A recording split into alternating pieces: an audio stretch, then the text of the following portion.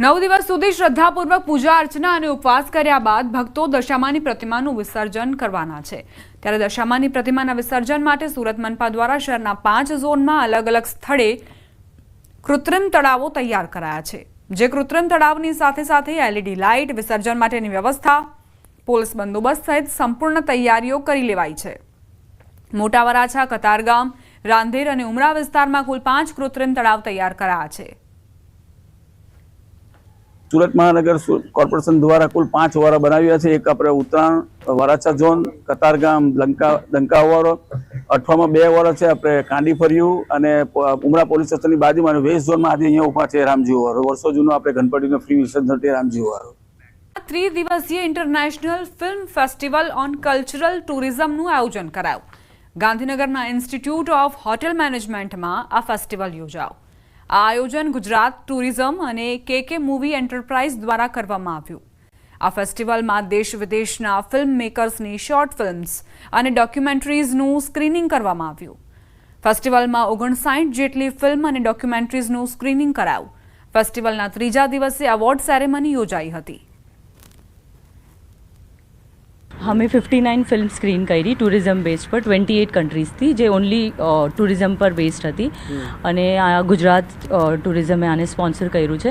ગુજરાતમાં અમે first time કરીએ છીએ। હવે અમે એવરી યર અહીંયા કરવાનો વિચાર કરીએ છીએ। Gujarat is rich in culture, heritage and traditions. So અને બીંગ અ ગુજરાતી મેં ડિસાઇડ કર્યું કે અહીંયાથી સ્ટાર્ટ થવું જોઈએ। શહેર ટ્રાફિક પોલીસના ડીસીપી અમિતા વાનાણીની અધ્યક્ષતામાં રાહવીર યોજના અંગે જાગૃતિ કાર્યક્રમ યોજાયો। હવે અકસ્માતગ્રસ્તને હોસ્પિટલ પહોંચાડનારની પૂછપરછ નહીં થાય અને તેમને ₹25,000 સુધીનું ઇનામ અને સન્માન મળશે। આ યોજના દ્વારા સામાન્ય નાગરિકને જીવ બચાવનારી ભૂમિકા માટે પ્રોત્સાહન મળશે। કાર્યક્રમમાં ટ્રાફિક પોલીસ, પાલિકા અને વિવિધ સંસ્થાના પ્રતિનિધિઓએ ભાગ લીધો। રાજ્ય સરકાર દ્વારા રાહવીર યોજનાનું અમલીકરણ કરવામાં આવ્યું છે। આ રાહવીર યોજનાની જાણકારી સુરતના શહેરીજનોને મળે અને સાથે સાથે હોસ્પિટલના સ્ટાફ અને અમારા સ્ટાફને પણ સેન્સિટાઇઝ કરી શકાય તે માટે એક અવેરનેસ સેમિનારનું આયોજન કરવામાં આવેલું। આ રાહવીર યોજનાનો મુખ્ય હેતુ એ જ્યારે કોઈ પણ વ્યક્તિને અકસ્માત થાય તો ગોલ્ડન અવર્સ દરમિયાન જો એને હોસ્પિટલ પહોંચાડવામાં આવે તો તે વ્યક્તિની બચી જવાની સંભાવના ખૂબ વધારે હોય છે। શહેર કોંગ્રેસે આજે નવું સંગઠન સર્જન અભિયાન શરૂ કર્યું, જેનો મુખ્ય ઉદ્દેશ્ય સંગઠનને જીવંત બનાવી નવા યુવાઓને રાજકારણમાં જોડવાનું છે। આ અંગે કોંગ્રેસ પ્રવક્તા નૈષદ દેસાઈએ જણાવ્યું કે શહેર સંગઠનમાં છેલ્લા લાંબા સમયથી નિષ્ક્રિયતા અને આંતરિક વિખવાદ હતા। હવે નવયુવાઓના જોડાણથી કોંગ્રેસ જન આંદોલન અને લોકતંત્રને મજબૂત બનાવશે।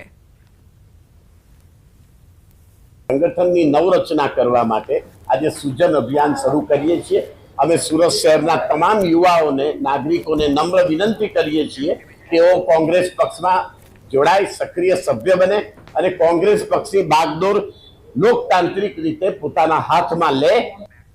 મહેસાણા અર્બન બેંકની ચૂંટણી પૂર્વે એક કોલ રેકોર્ડિંગ વાયરલ થયું છે, જેને લઈને ચૂંટણીમાં ગરમાવો આવ્યો। વાયરલ થયેલા કોલમાં વિશ્વાસ પેનલને મત આપવાનું કહેવામાં આવ્યું છે અને પોતે અર્બન બેંક હેડ ઓફિસથી બોલી રહ્યો છું તેમ જણાવાયું હતું। આ કોલમાં DM પટેલ અને આનંદ પટેલની વિશ્વાસ પેનલને મત આપવા અપીલ કરાઈ હતી। આ અંગે વિકાસ પેનલે કલેક્ટરને રજૂઆત કરી છે।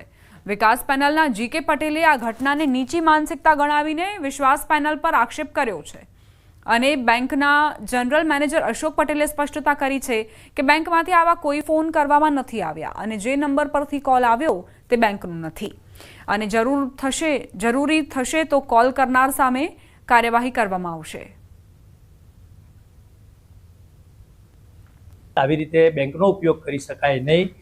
ચૂંટણી તો લડવાની હોય, પણ બેંકમાંથી બોલું છું અને વિશ્વાસ પેનલનો વોટ આપશો આવી જે વાત કરે છે એ તદ્દન વાહિયાત અને ખોટી વાત છે। એ નંબર બેંકનો નંબર નથી, કોઈ ત્યાં બીજા અન્ય નંબરથી ભલે બેંકનું નામ દેતા હોય પણ એ નંબર બેંકનો નથી ને બેંકની હેડ ઓફિસમાંથી આવો કોઈ ફોન કરવામાં આવતો નથી। શહેરના મુસાફરો માટે મહત્વપૂર્ણ ગણાતી ભાવનગર પૂણા તથા ભાવનગર મુંબઈ વચ્ચેની વિમાની સેવાઓ અચાનક બંધ થતા નાગરિકોને હાલાકી વેઠવાનો વારો આવ્યો। ઉડાન યોજના હેઠળ સ્પાઇસ જેટની ભાવનગરથી પુણેની ફ્લાઇટ શરૂ કરવામાં આવી હતી, પરંતુ હાલમાં કેન્દ્ર સરકાર દ્વારા ઉડાન યોજના બંધ કરવાનો નિર્ણય લેવાયો। આ નિર્ણયના પગલે ભાવનગરથી પુણે જતી ફ્લાઇટ ગત 9 જૂનથી બંધ કરી દેવાઈ છે। ફ્લાઇટ બંધ થતાં માત્ર પુણે નહીં પણ મુંબઈ સાથે પણ હવાઈ કનેક્શનમાં ખલેલ આવી। હવે એક ભાવનગરથી મુંબઈ કે પુણે જવા ઈચ્છતા મુસાફરોને ભૂમિ માર્ગ કે ટ્રેન પર આધાર રાખવો પડી રહ્યો છે। ત્યારે ફ્લાઇટ મૂકવાની સ્થાનિક મુસાફરોની માંગ છે. સૌથી જૂનું એરપોર્ટ ગુજરાતમાં આપણું ભાવનગરનું છે અને એરપોર્ટ શેની માટે હોય? પ્લેન માટે હોય. રેલવે સ્ટેશન શેની માટે હોય? ત્યાંથી ટ્રેન ચાલતી હોય. એસટી ડેપો શેની માટે હોય? કે આખા ગુજરાતમાં ત્યાંથી બસ જતી હોય. તો આપણું જે એક એરપોર્ટ એવું છે કે ત્યાંથી કોઈ પ્લેન ઉડતા નથી. હા, પહેલાં બોમ્બેની હતી સર્વિસ, પૂનાની હતી, હાલ તો એ પણ બંધ થઈ ગઈ છે. ભાવનગરની જે જનતાને જે લાભ મળવો જોઈએ તાત્કાલિક ધોરણે અત્યારે કેટલા બધા સમસ્યાઓનો સામનો કરવો પડે છે.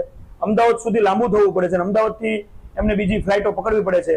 इनका ये था कि इनका रोटेशन फ्लाइट होती थी और ये फ्लाइट्स हमेशा एक जगह से निकलती थी, जयपुर से फिर पुणे जाती थी, पुणे से फिर भावनगर, भावनगर से फिर मुंबई और ऐसे ही रूट से वापस आती थी.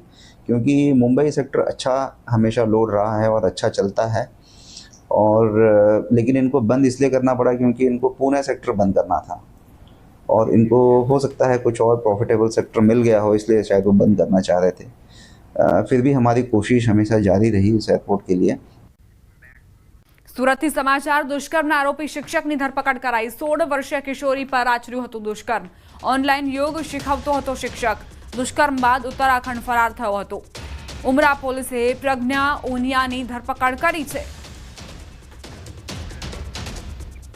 સુરતમાં 16 વર્ષીય સગીરા સાથે દુષ્કર્મ કરનાર આ વ્યક્તિ જે તેને યોગ શીખવતો હતો, ઓનલાઈન યોગ શીખવતો હતો, તેણે 16 વર્ષીય સગીરા પર દુષ્કર્મ આચર્યો અને ત્યારબાદ તે ફરાર થઈ ગયો હતો. હવે તે પોલીસ સકંજામાં આવી ચૂક્યો છે. સુરતથી જ સમાચાર. આરટીઓ એજન્ટ સામે ગુનો નોંધાયો. ઇવેન્ટ મેનેજરને ધમકી આપ્યાનો આરોપ. છરી બતાવી 17,000 પડાવ્યાનો આક્ષેપ છે. રાજેશ ઉર્ફે રાજુ કાંતિલાલ શાહ સામે ફરિયાદ નોંધાઈ. પોલીસે ફરિયાદ નોંધી તપાસ શરૂ કરી છે. જિલ્લામાં પડેલા ધોધમાર વરસાદના કારણે ખેડૂતોને મોટું નુકસાન વેઠવવાનો વારો આવ્યો. ખેતરો બેટમાં ફેરવાતા બાજરી, મગફળી સહિતના પાક પાણીમાં ગરકાવ થઈ ગયા. પાક ધોવાઈ જતા ખેડૂતોને આર્થિક ફટકો પડ્યો છે. ખેડૂતોની માંગ છે કે સરકાર નુકસાનનું સર્વે કરી વળતર આપે. મોટી સંખ્યામાં ખેડૂતો એકત્ર થઈ રેલી સ્વરૂપે કલેક્ટર કચેરી પહોંચ્યા હતા, જ્યાં તેઓએ જિલ્લામાં લીલો દુષ્કાળ જાહેર કરી સહાય આપવા માટે આવેદનપત્ર આપ્યું હતું. ઉનાળાની અંદર પણ ઉપરી કમોસમી વરસાદના કારણે અમારો જે ઉનાળુ પાક બાજરી અને મગફળી એ સંપૂર્ણપણે ખેતરની અંદર સડી ગયું છે, નાશ પામ્યો છે, કેમ કે પાણી ભરાઈ ગયું હતું. અને ચોમાસાની અંદર જ્યાં ખેતરોમાં પાણી હતા ત્યાં વાવેતર પણ થયું નથી. ક્યાંક ટેકરાવાળી જમીન ઉપર મેં વાવેતર કર્યું છે તો પણ એ પાણી ભરાવાથી એ બળી ગયો છે. પાક નિષ્ફળ થયો છે અને કોઈ કહેવાનો મતલબ અત્યારે જે તમે આવ્યું જુઓ તો જમીન બધી ધોવાઈ ગઈ છે. કોઈને વાવ્યું છે તો ઉગ્યું નથી અને ઉગ્યું છે તો બધું બળી ગયું છે.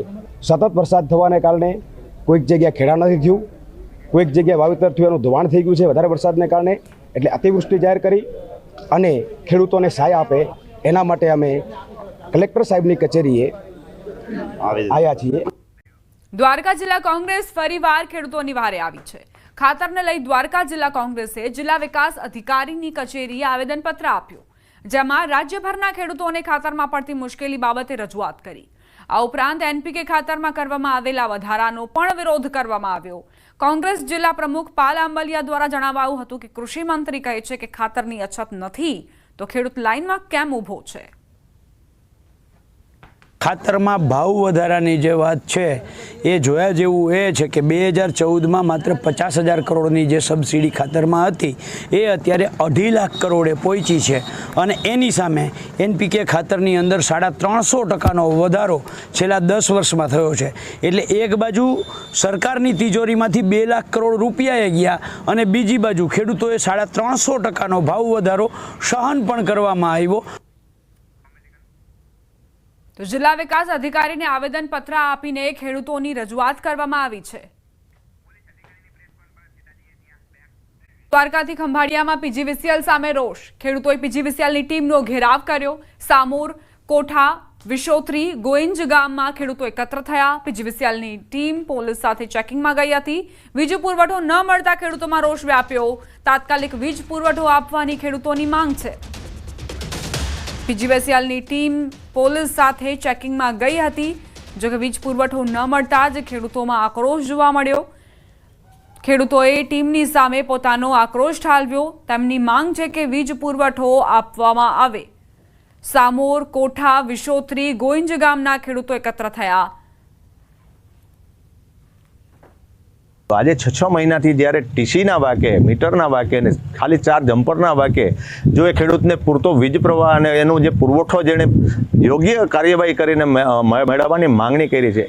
સામોર ગામે આશરે 200-300 ખેડૂતો એકી હારે ભેરા થયા અને પીજીવીસીએલ સામે રોષ વ્યક્ત કરવામાં આવ્યો છે.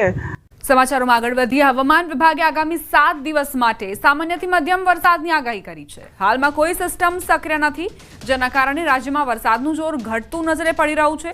4 થી 6 ઓગસ્ટ દરમિયાન દરિયામાં પવનની ગતિ તેજ રહેવાની શક્યતા છે, જેના કારણે માછીમારોને દરિયો ન ખેડવા સૂચના આપવામાં આવી છે.